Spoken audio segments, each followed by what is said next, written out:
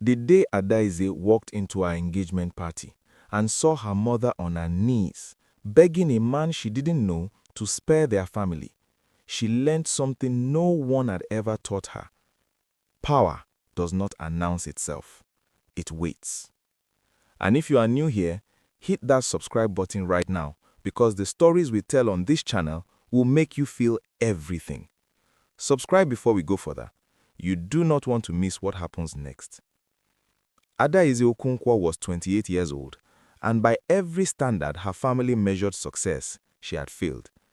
Not because she was poor, not because she was unintelligent. Adaize had a degree in architecture from the University of Lagos. She had a quiet kind of beauty that made people look twice. She had a laugh that filled rooms. But she was in love with the wrong man. And in her family, that was the most unforgivable thing a daughter could do. His name was Emeka Eze. He ran a mechanic workshop off Ago Palace Way in Okota. A small compound, a corrugated iron roof, engine grease permanently under his fingernails. He employed 4 boys. He drove a 2009 Toyota Camry that had seen better days. He was not rich. He was not connected. He had no title, no godfathers, no duplex in Lekki Phase 1. What he had was a stillness about him, a way of listening that made you feel like the most important person in the world. He had a gentleness that Adaize had never found in any man who wore a suit. Her family found out about Emeka on a Sunday afternoon. Her mother, Mrs. Chidima Okonkwo, dropped her fork at the lunch table and stared at Adaize like she had announced she was joining a cult. "A mechanic," her mother said. Not a question, a verdict. "He's a good man, Mama." "Good man," her mother repeated it like she was tasting something rotten. "Adaize, do you know what your father's colleagues will say? Do you know what my friends will say? You went to university for 5 years to bring a mechanic into this family?" Her uncle Bartholomew, who had driven from Enugu specifically to weigh in on family matters that were not his business, leaned forward from the other end of the table. "Send that boy away, today, before this goes further." Adaize did not send Emeka away. 3 weeks after that Sunday, a black Mercedes G-Wagon appeared in front of the Okonkwo compound.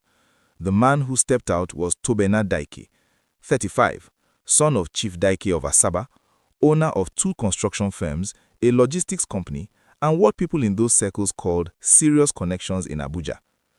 Tobena had seen Adaize at a professional event 6 months earlier and had been asking around about her ever since. Her family received him like a visiting king. Her mother brought out the good china. Her uncle Bartholomew wore his agbada. They offered Tobena palm wine, zobo, chin-chin on a tray. They laughed at everything he said. When he left that evening, Mrs. Okonkwo was already measuring Adaize for a wedding dress in her mind. "That is the kind of man a woman builds a life with," her mother told her that night, perching on the edge of her bed like she was delivering scripture. "Money protects you. Status protects you. Love without money is a beautiful lie." Adaize stared at the ceiling. "I don't feel anything when I'm with him, Mama." "Feeling," her mother said, standing, adjusting her wrapper, "is for girls. You are a woman now." The family campaign against Emeka began in earnest. Phone calls from aunties, surprise visits from cousins who had opinions. A pastor was invited to pray over Adaize's room. Her father, a quiet man who normally stayed out of these things, sat her down one morning and told her with genuine sadness in his eyes that if she married Emeka, she would struggle for the rest of her life. "I've seen it, my daughter. Love is not enough." Tobena Daike was persistent. He began showing up at places Adaize would be. Business lunches, a friend's birthday. He was charming in the way that expensive watches are charming. Impressive from a distance, cold up close.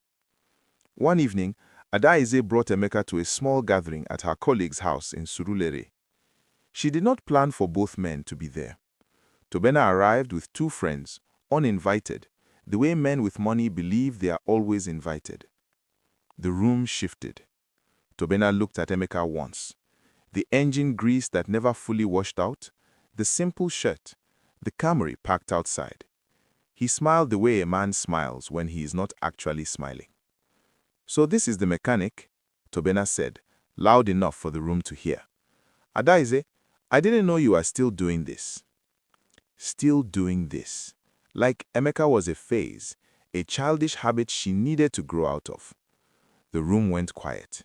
People looked at their drinks. Emeka did not flinch. He looked at Tobena with an expression Adaize could not quite read. Not anger, not embarrassment. Something calmer than either. "I'm Emeka," he said simply, and extended his hand. Tobena looked at the hand, laughed softly, turned away. The host changed the subject. Someone put on music. The moment dissolved the way those moments do, leaving behind a residue of shame that settles on everyone except the man who caused it. On the drive home, Adaize was shaking with anger she could barely contain. She apologized to Emeka 3 times. He held her hand at the traffic light on Bode Thomas and said, "Don't apologize for other people's behavior, Ada. That's their burden, not yours." She looked at him for a long moment. "Who are you?" she whispered. He smiled, eyes on the road. "Just a mechanic." Adaize's family, concluding that patience was not working, decided on a different strategy. They organized what they called a family dinner. Adaize arrived to find 47 relatives and a party planner. Tobena was already seated at the center table. A photographer materialized, and before Adaize could process what was happening, her uncle Bartholomew was delivering a speech about the joining of 2 great families. An engagement had been announced without her consent, without her knowledge. She stood at the entrance of the hall in the white dress she had been told was for a simple dinner and felt the floor tilt beneath her. She called Emeka immediately. He arrived 40 minutes later. He walked through the gate of that compound in his everyday clothes, calm as water. And that was when Adaize saw it, the thing she would never forget. Her mother was at the gate, and standing beside her mother was a man Adaize did not recognize. Older, expensive, gray at the temples. And her mother, Mrs. Chidinma Nkonko, who had never bent her neck for anyone, was speaking to this man in a low, urgent voice, her hands clasped in front of her like a supplicant. Adaize froze. The man the family had been trying to keep away from had just arrived, and somehow her mother already knew who he was. The man standing with her mother was Chief Raymond Eze, Emeka's father. What the Nkonkwo family had not known, what almost nobody in that social circle knew, was that Emeka Eze had walked away from his father's empire at 24 years old after a disagreement so deep and so principled that it had never been fully resolved. Chief Raymond Eze was the silent majority shareholder behind 3 of the biggest civil construction contracts in Lagos State in the past decade. His logistics reach extended into 4 states. His name did not appear in newspapers because men of this particular wealth prefer invisibility to celebrity. Emeka had not wanted to live in the shadow of a name he had not earned. He had opened the workshop with money he made on his own. He had built something with his hands because he needed to know that he could. He had told no one, not even Adaize, not yet. Chief Raymond had come to Lagos for a different reason entirely, a business matter. He had heard through channels that old men of influence maintain that his son was about to lose a woman to a family that had decided he wasn't good enough. And Raymond Eze, for all his faults, understood one thing about his son. Emeka did not fight for himself. He never had. So, the father had come to do what fathers sometimes do. He walked through the gate alone, found Mrs. Nkonkwo, and introduced himself quietly. By the time Adaize reached them, her mother's face had cycled through 5 different expressions and settled on something close to collapse. The party did not end quietly. Chief Raymond sat with the Okonkwo family for 1 hour. He did not shout, he did not threaten. He simply explained who his son was, not as a boast, as a correction. Tobena Daike, to his credit, read the room quickly enough to leave before the 2nd hour. His G-Wagon tooled out of the compound while people were still processing what was happening. Nobody stopped him. Nobody called his name. Uncle Bartholomew, who had led the campaign against Emeka for months, attempted a laugh that did not land. He tried to say something about how they had simply been looking out for Adaize's future. Chief Raymond looked at him once and said nothing. The silence that followed was worse than any response. Mrs. Okonkwo tried to speak to Adaize privately. She began with justifications, pivoted to explanations, and finally arrived at an apology that was real, cracked at the edges, and long overdue. Adaize listened. She did not cry. She had already used up those tears. "You put me on a table," Adaize said quietly, "in front of 47 people. You tried to sell my future to a man I never chose, and you did it because you decided his car was better than his character." Her mother said nothing. "I forgive you," Adaize said, "but I need you to understand that I knew who Emeka was before tonight. I chose him before tonight. This," she gestured at the compound, at Chief Raymond, "at the whole impossible evening, this changes nothing about why I love him." Later that night, after the guests had gone and the rented chairs were being stacked, Adaize found Emeka sitting alone outside, looking at the sky the way he sometimes did when he had too many thoughts. She sat beside him. "You knew I'd find out eventually." "Yes." "Why didn't you tell me?" He took a long breath. "Because I needed to know you wanted me, not my name, not what my father built, me." He looked at her. The man with the grease under his nails, the man with the second-hand Camry. "I needed to know that was enough for you." Adaize felt something settle in her chest, something that had been restless for months. "It was always enough," she said. He nodded slowly, like a man receiving news he had been waiting for his whole life. The morning after the engagement party that never was, Lagos woke up the way it always does, loud, indifferent, full of itself. Downfall buses honking on Ago Palace Way, generators coughing to life in compounds, women frying akara by the roadside, smoke curling into the pale sky. Adaize sat at the kitchen table in her parents' house and drank her tea alone. Her father came in at 7:30. He was still in his house clothes, a worn wrapper and a singlet, the version of himself he only showed inside these walls. He pulled out the chair across from her slowly, the way old men do when their joints remember every year they have lived, and he sat down. He did not speak for a long time. Outside, a neighbor's radio played a morning worship song. The refrigerator hummed. "I did not know," her father said finally. "I know, Daddy. I want you to understand that. What your mother and your uncle organized, I was not fully—" He stopped, started again. "I should have stopped it earlier. I saw where it was going, and I told myself it was not my place to interfere between a mother and her daughter." He looked at his hands on the table. "That was cowardice, and I am sorry." Adaize looked at her father. This man who built this house brick by brick on a civil servant salary, who paid her university fees by sacrificing every comfort he had, who never raised his hand to anyone in this family, not once, who was now sitting across from her with the particular shame of a man who failed by doing nothing. She reached across the table and covered his hands with hers. "You raised me to know my own mind. That is not a small thing." He nodded. His eyes were wet. He blinked it away the way men of his generation do, quickly, before it becomes something they have to address. "This Emeka," he said after a moment, "tell me about him, not his father, him." And for the next 40 minutes, Adaize talked about Emeka the way she had never been allowed to in this house. She talked about the way he listened, the way he noticed things, the crack in her voice when she was tired, the specific restaurant she always said she did not mind when she actually did mind, the way he would drive the long route home sometimes without explaining why, and she would eventually realize he had avoided a road she mentioned once, months ago, that gave her anxiety at night.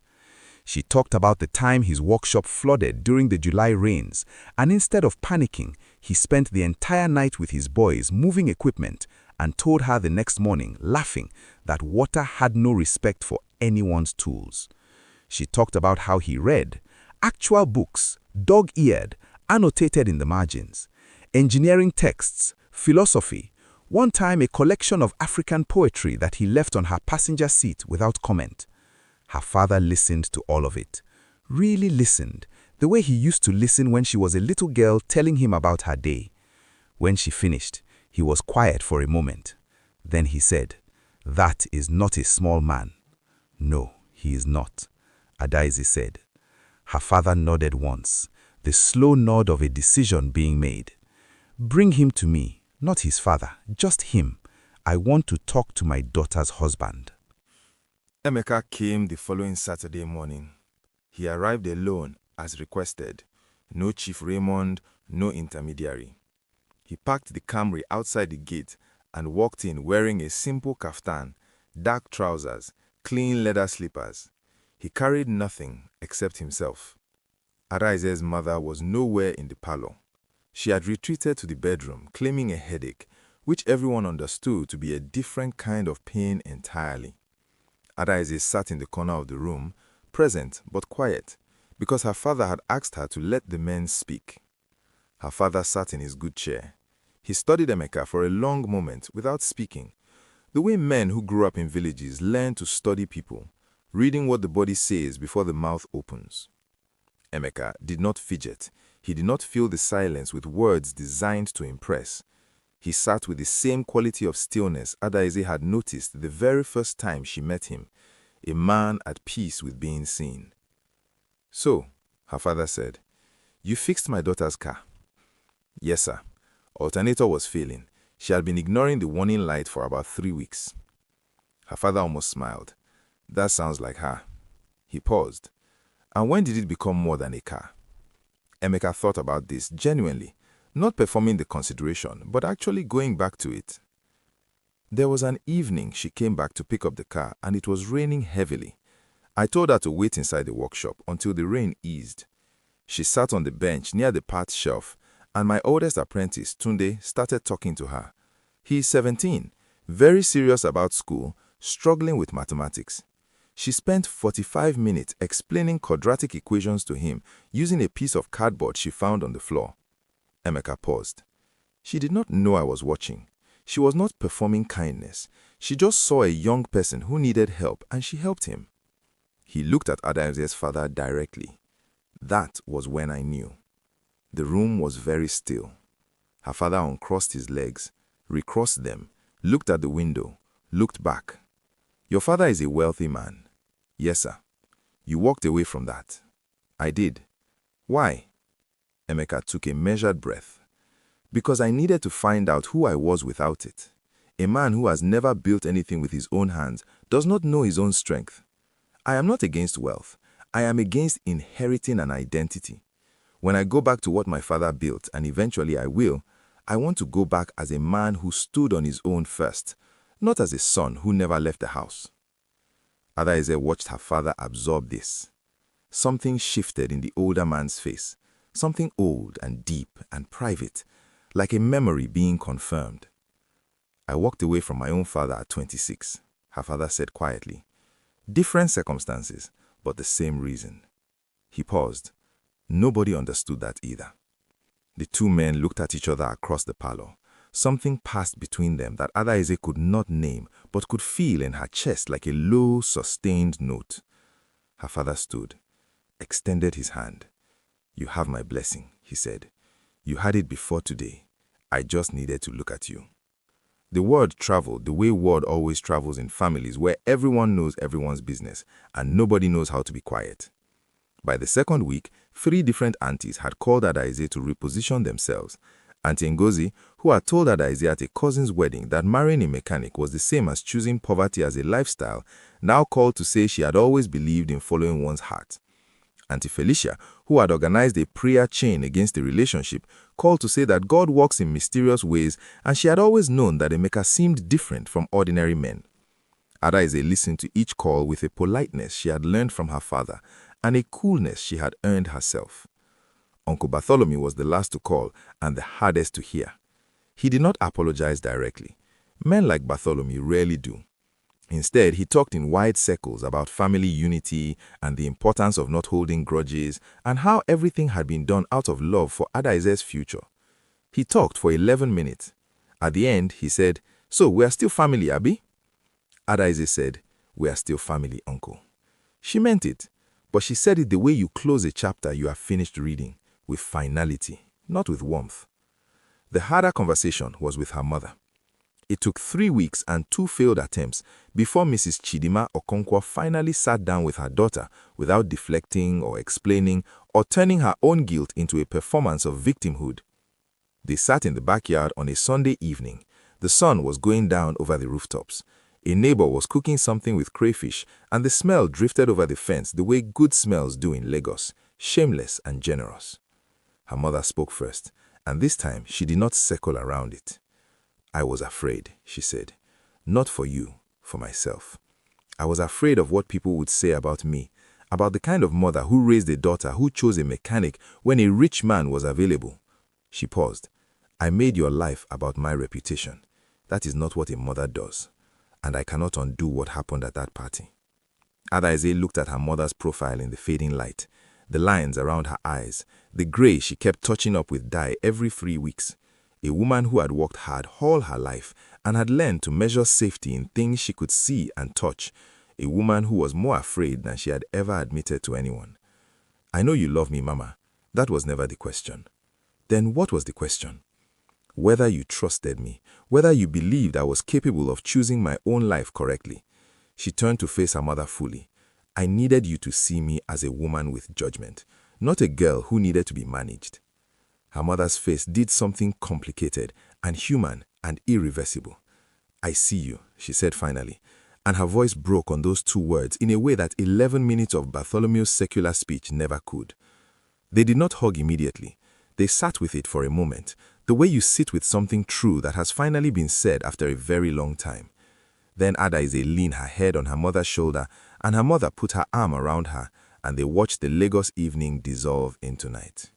The Lagos evening had fully swallowed the last of the light by the time Adaize walked back inside.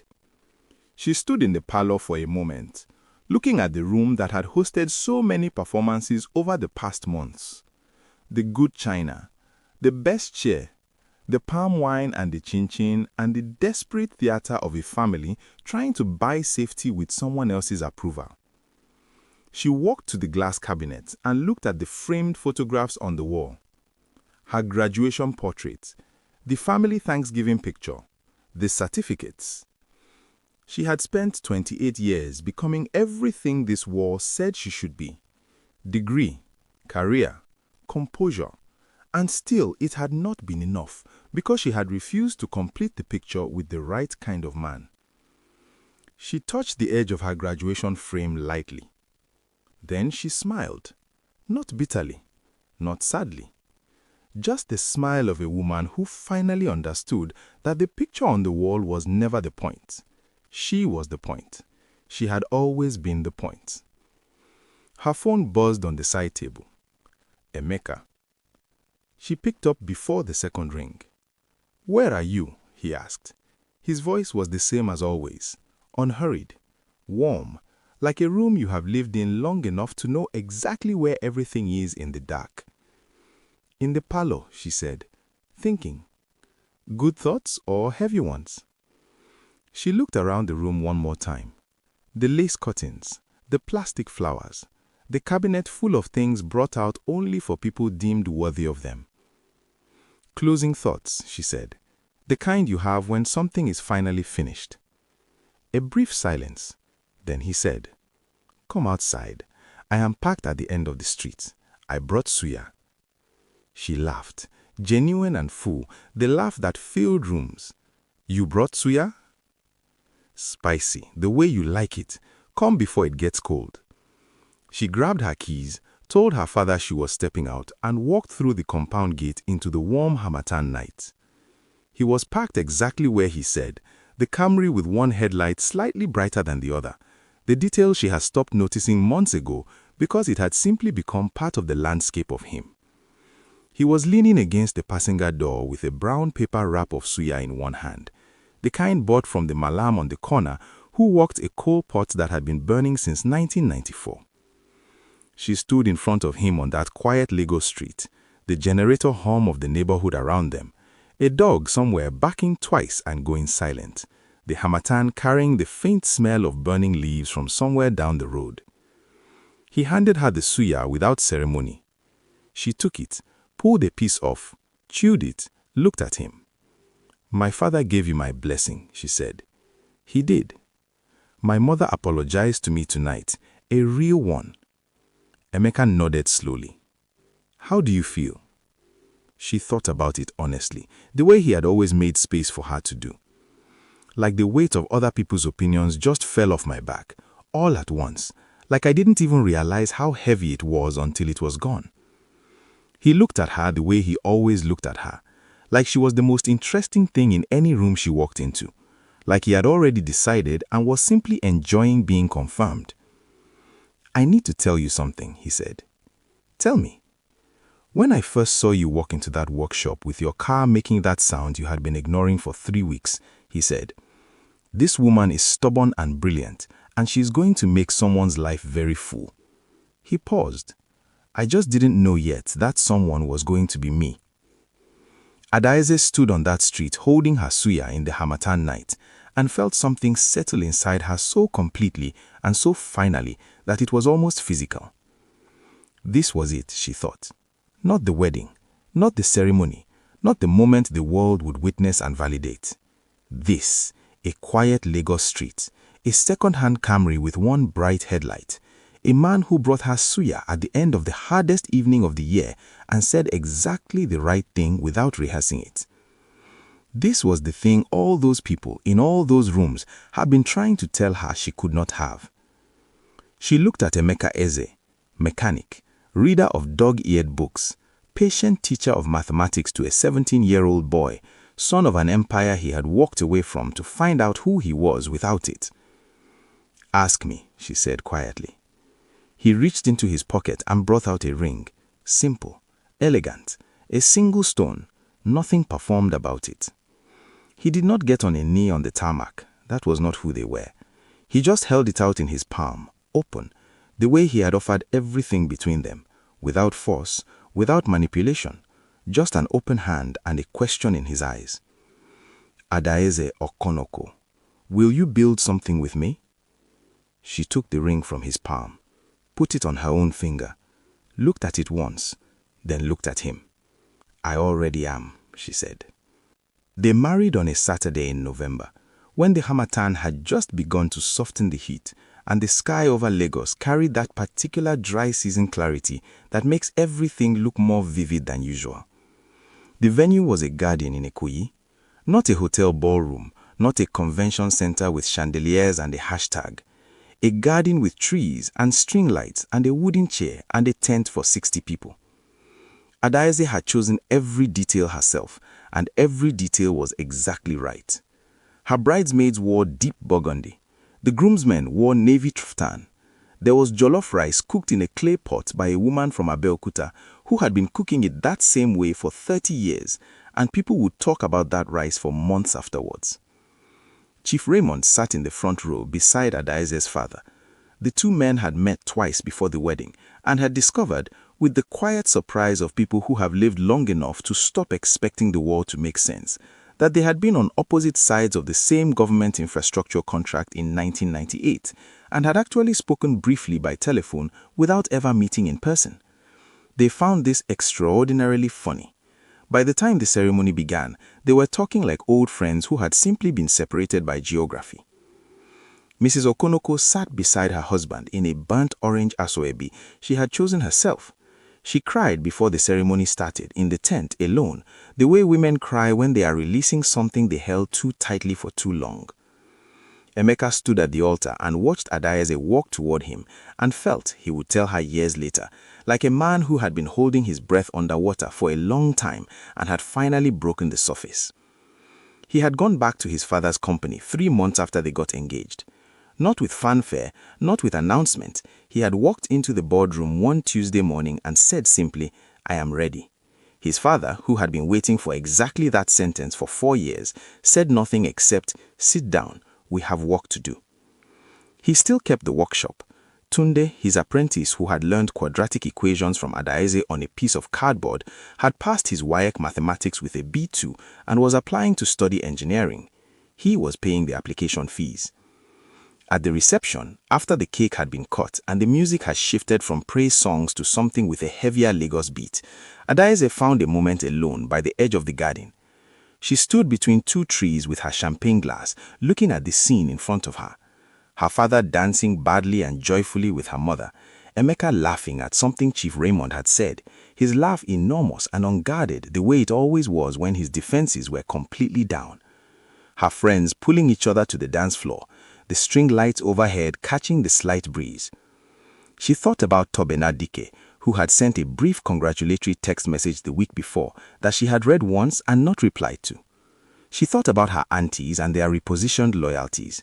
She thought about the night she had stood at the entrance of that hall in a white dress that had been chosen for her and felt the floor tilt beneath her feet.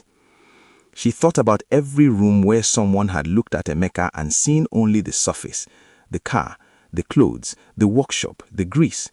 And she thought about the very first evening she had sat in that workshop in the rain, watching him explain to Tunde with complete patience why a problem that seems impossible usually just needs to be approached from a different angle. She had known then, before the conversations, before the father, before the empire waiting quietly in the background like a held note. She had known because of the way a man treats a 17-year-old boy struggling with mathematics in a flooded workshop at 7 p.m. in the evening. Character, she had learned, is what you do when nobody important is watching. Emeka appeared beside her, loosened collar, champagne in hand, slightly out of breath from dancing. "You disappeared," he said. "Just thinking." He stood beside her looking at the same scene, the party, their people, their life beginning. "Regrets?" he asked, and she could hear the smile in it. She looked at him. This man that the world had tried to tell her was not enough. This man who had quietly been more than anyone had bothered to look closely enough to see. "They were searching for a crown," she said. He raised an eyebrow. "And?" She took his hand. They walked right past the king. Adaeze looked at that ring on her finger one last time before she walked into the ceremony. No designer, no enormous stone, no performance. Just a promise from a man who had never needed an audience to be who he was. She thought about every person who had sat in that parlor, drinking palm wine and laughing too loudly at jokes that were not that funny. Every auntie who had called with repositioned loyalty. Every room where someone had looked at Emeka and seen only what he drove and what he wore and what he did not yet have. They had been looking for a man who could impress them. She had been looking for a man who did not need to. She straightened her dress, took one breath, and walked through the door. Outside, 60 people were waiting, but there was only one face she was walking toward, and he was already smiling before she even appeared.